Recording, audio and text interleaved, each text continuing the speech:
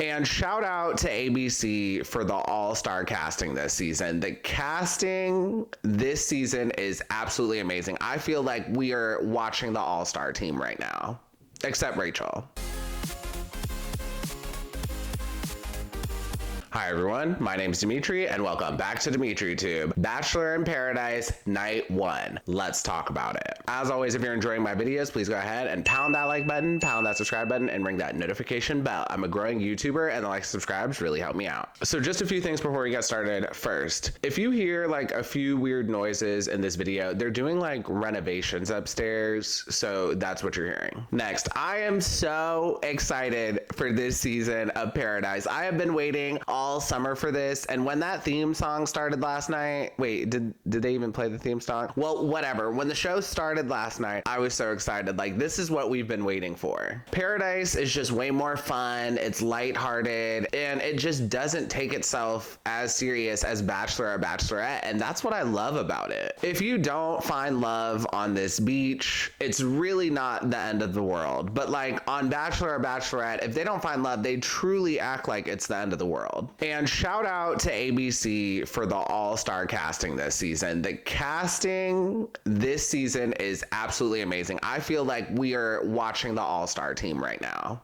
except Rachel. And this season so far, it seems like they have more aggressive alpha type of guys. And I don't really like using that word like alpha. A lot of people, it's like triggering for them or something. But these guys are more aggressive than what we've had the past 2 seasons. Disagree with me in the comments. I don't care. But most women want to be chased. And this season, these guys are like taking charge. Like before it was even announced that the guys have the roses, you had Will pulling Olivia and you had Sean trying to talk to Jess. These guys are actually taking action, and that just makes the show way more interesting. Like last season, there were just so many guys who were just laying around the beach, and whenever a girl would show up, they would just act like they didn't give a That is not good television. Anyways, the cast is absolute fire except Rachel, and I'm so excited for this season. And that leads me into my next point. If you are watching this video and you are a huge Rachel Recchia stan and you do not want to hear anyone talk bad about her, just go ahead and click off this video. This video is not for you. So I'm definitely going to drag Rachel in this review, but more than likely I'll be dragging her throughout the season as well. I'm going to try my best to be fair, but she just really annoys me, and a lot of her exes will be on this beach, so she will probably be very emotional. Also, this may be just me, but I don't think it's fair that she was allowed to be in the first group on the beach. I think they should have like had her come to the beach at some point after everyone was already there. You already had the ultimate shot at love by being the lead of the Bachelorette. Like, give some of the other fishes a chance. Long story short, I am not rooting for Rachel. If anything, I'm rooting for her downfall, and I feel the same about Katie Thurston as well. I'm not excited to see Katie Thurston, and I will be rooting for her downfall. And one more final thing before we get started, I need to give a huge thank you to Marie Joseph 117 KG and LVM 1934. I was trying to figure out how to watch this show without cable, and both of you recommended getting an antenna. I got an antenna, and it actually works like super well, like way better than I thought it would. And you get a lot of channels. Like, I didn't go through all of them because my antenna showed up like an hour before the show started, but I was shocked at the amount of channels you can get. And random sidebar, why did I have to order an antenna from Amazon 3 separate times? Like, the first 2 times my order just never showed. Like, the first time I thought someone just like stole it or something, because people do steal packages in the city sometimes, but then the second time it never showed. So the third time I had it delivered to like a local locker, and of course it showed like 2 hours before the episode started. Okay, that's all I got. Let's dive into the episode.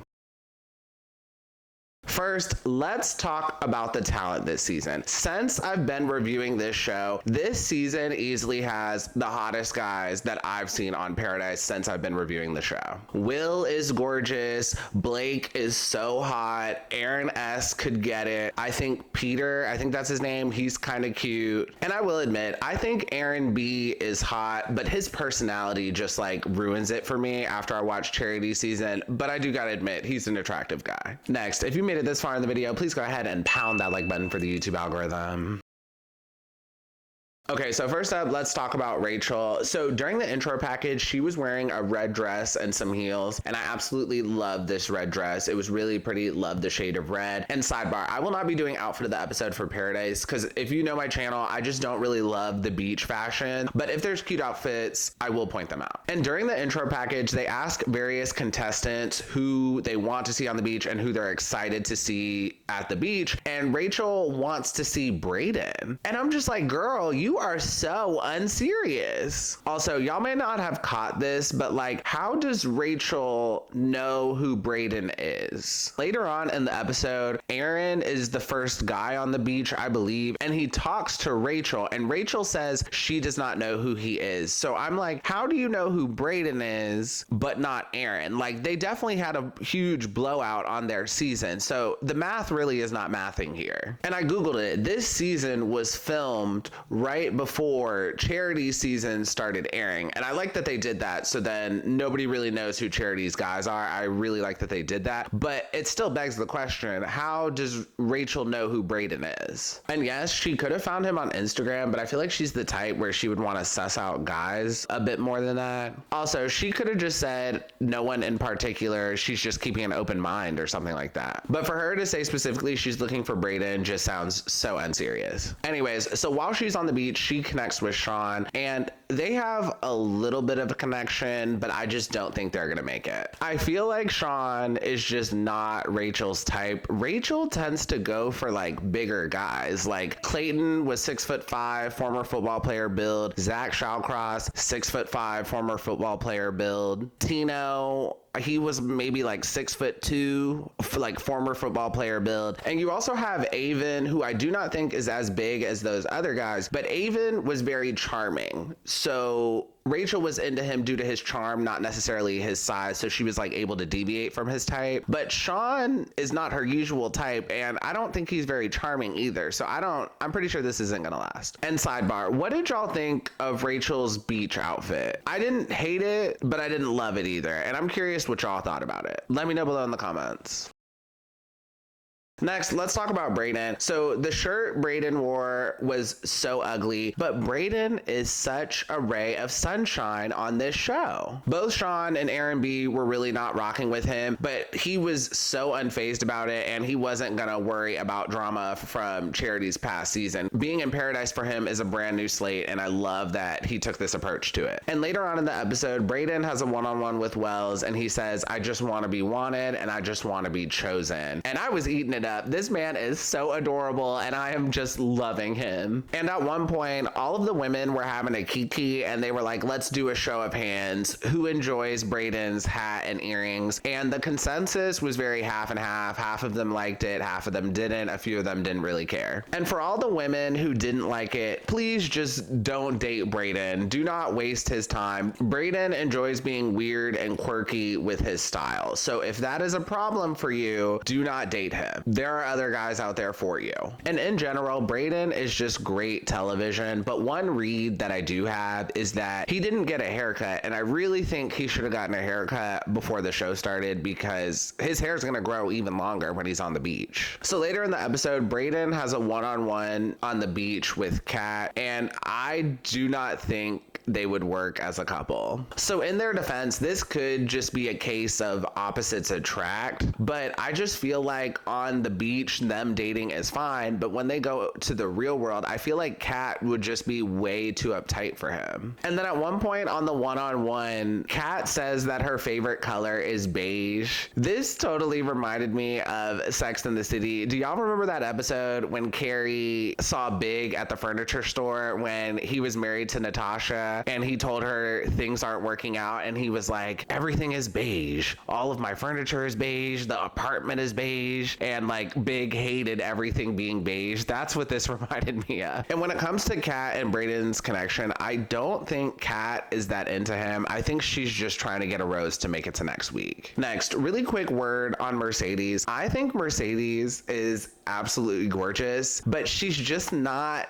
interesting reality television. Like, love her to pieces, but she's just not really giving much reality TV wise. Next up is Eliza. I am so happy that Eliza is back on this beach. I am hoping and praying she burns down this beach just like how she did last season. This was a great choice. And at one point in the episode, Eliza has a one-on-one with Aaron, and I will say, I think this is a very good match, and I do think they could work. Next, so I almost forgot about this. They didn't do that famous line that they always do, the "Bring on the men." I love when they do that, and they didn't do that this episode. So next up, I want to talk about Jess. Jess did something that I thought was very interesting. So Sean tries to court her and it doesn't really work out. He asks her about Taylor Swift and if she liked the concert or something like that. And she responds, "How did you know I went to Taylor Swift?" And Jess asked him, why does he like Taylor Swift? And he really couldn't answer the question well, which was just so tragic. Like, I'm very much a music person and I love Taylor Swift. Her lyrics just be hitting. So it would have been a very easy question for me to answer, but Sean didn't know anything. Anyways, back to Sean and Jess. So Jess is not into Sean, and when he asked about her going to Taylor Swift, she was like immediately creeped out. And I want to unpack this a little bit. This is 2023 and people post their lives for all of the internet to see on Instagram. But if you act like you follow it or have seen it or you reference it, people find that weird, and that's just like the social etiquette of the internet, and I really don't understand why it's like this. Ladies, if you're watching this video and you're a woman and you can explain it to me, please put it in the comments below. Ladies, why do you get weirded out if you send a guy your Instagram, or if you're on a dating app and your Instagram's there and he looks at it but he asks about something you did in your life based on your Instagram? Why is that creepy? Let me know below in the comments. And it's not just women, some guys do this too, but this is the reason I very much just don't really get on Instagram anymore. And if I'm interested in someone or dating someone, I try my best not to follow them, or I just don't look at their social media at all. I try to avoid exchanging Instagrams for as long as possible, but clearly I still need to have Instagram because technically I work in social media.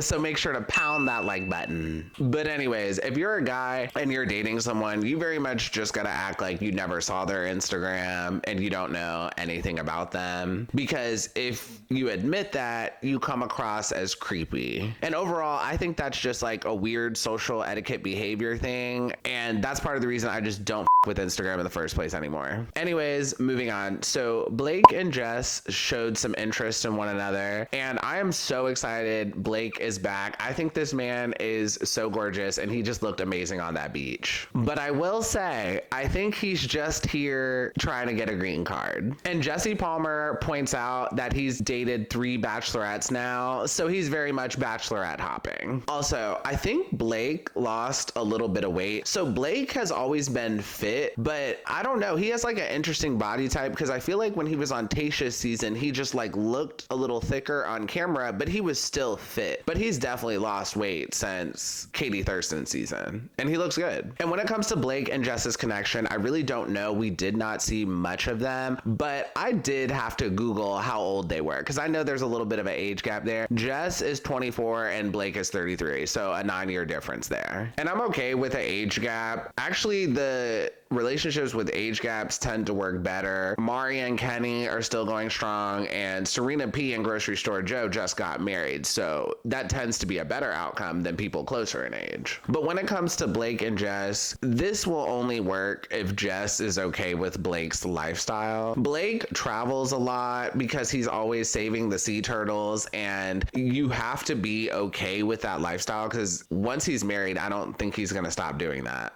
And I feel like Blake wants a green card, but if he likes to travel and save the rhinos, like, it's not smart to get a green card, because once you apply for US citizenship, like, if you get it, you have to stay in the United States for a long time. Like, you can't leave. So he won't be able to travel to all these different countries and do all these conservation efforts. Like, I'm pretty sure he won't be able to do that.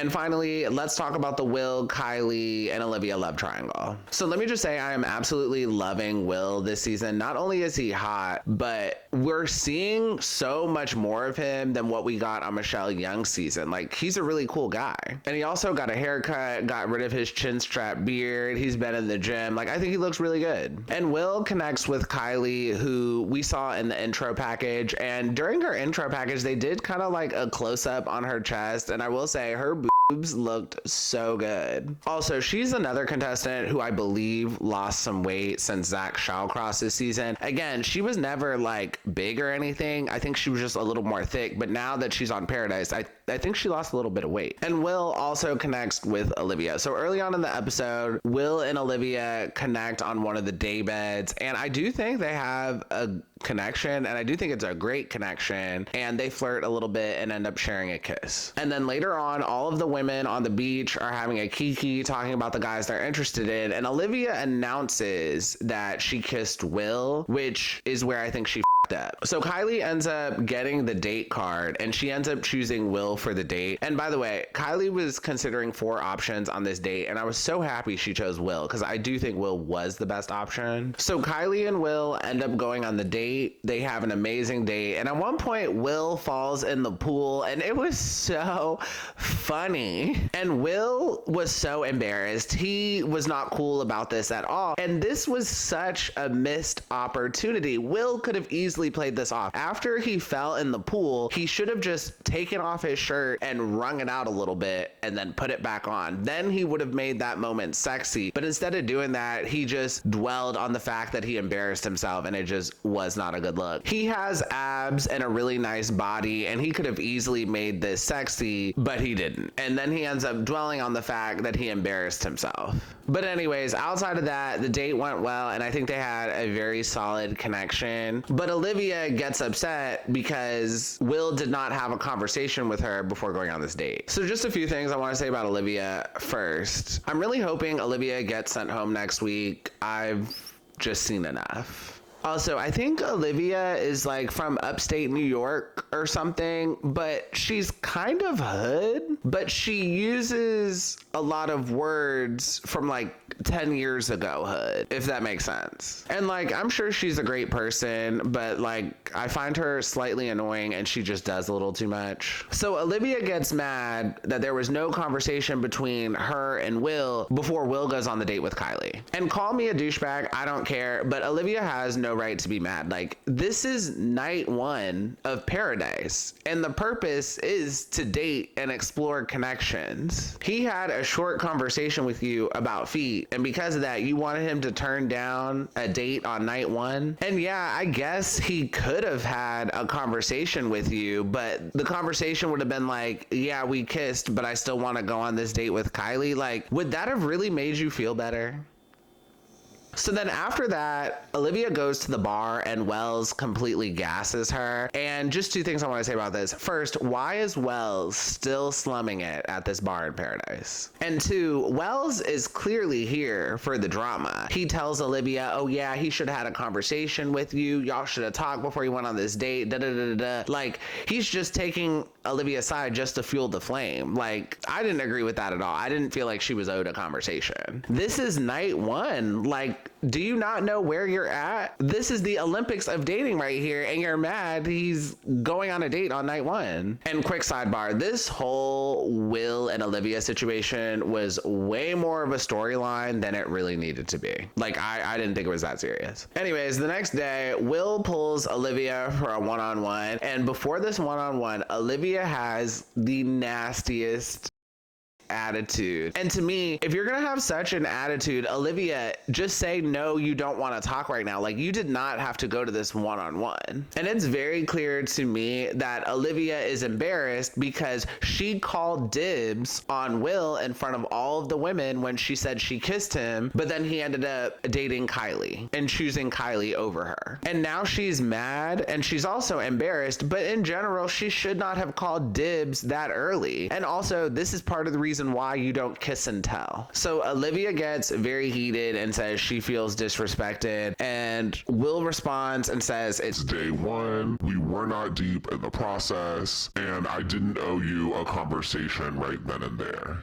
So in general, this is way more of a big deal than it really needed to be. And also, Will and Olivia just needed to separate. Olivia was so heated, she just needed to take some time before actually talking to Will. And call me a douchebag, I don't care, but I'm on team Will. It really was not that deep, and also it was day one. And Will says she was not owed a conversation right then and there. I personally don't think she was owed a conversation at all, only because you literally saw what happened. Like, you saw Kylie chose me for a date and I said yes. Like, we need to have a conversation about it on top of that. Like, it feels a little overkill to me. And this is just one of those reality TV things where they're in a unique situation. If they were in the real world and they had gone on a date and kissed and Will decided to move on with someone else, yeah, I think Will should have had a conversation. But the fact that this is reality TV and it happened right in front of her face, to me, having a conversation on top of that is almost like rubbing it in her face even more. And not only was Olivia mad that there was no conversation, after Will pulled her for a conversation, she was upset that they didn't have a conversation that day. To me, that day or the next day, it really doesn't matter. And for her to get mad that they had the conversation the next day, to me, was just so silly. So now Olivia is mad and she goes to the confessional and she starts grasping for straws. She then accuses Kylie of trying to steal her man because she claimed she wanted Will first and then Kylie took him. So we will just have to wait and see for what happens next week. Apparently Aven is going to hit the beach, and Kylie was also interested in Aven, and it looks like Olivia is going to try to steal Aven and make her mad, and it's a ton of messiness that I'm absolutely here for and excited to see how it goes down. And that is the end of the episode and the end of this review. If you enjoyed this review, please go ahead and pound that like button, pound that subscribe button, and ring that notification bell, and I will see you all next time. Have a good one. Bye.